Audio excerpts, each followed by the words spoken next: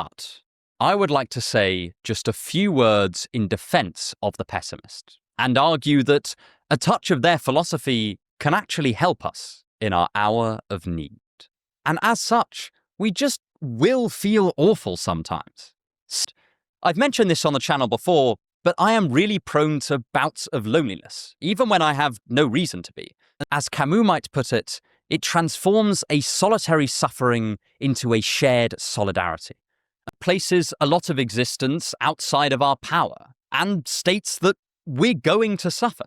Above all, attitudes like this eliminate the overriding idea that suffering is not normal or is a break with the proper and predictable state of affairs, where we are happy, content, and blissful. Instead, it makes pain just the sort of thing to be expected. On the one hand, this is quite an unpleasant truth to come to terms with, because the illusion that happiness is the norm is quite comforting. It has a surface-level optimism to it that naturally inspires hope. But, as we've discussed, that particular form of hope is not all it's cracked up to be, and has deeply unpleasant consequences further down the line that I think outweigh this initial benefit. And the realization that everyone else is also suffering from the slings and arrows of outrageous fortune has another interesting consequence. If they are coping with it, then chances are we can as well.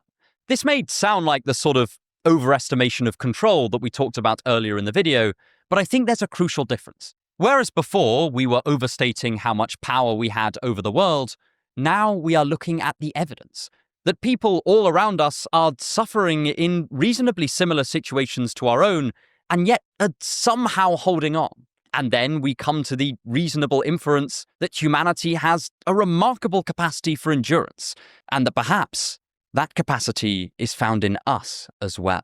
We have replaced reckless optimism with a kind of tempered pessimism, one which recognizes the hardships that lie ahead, but also empirically observes that those hardships are likely to be bearable. We are just one small speck at the whims of powers far beyond our control and sometimes far beyond our understanding.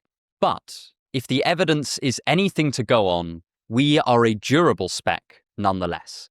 And there are billions of other specks suffering just like we are, who are our brothers and sisters in arms in this constant battle against an uncaring universe.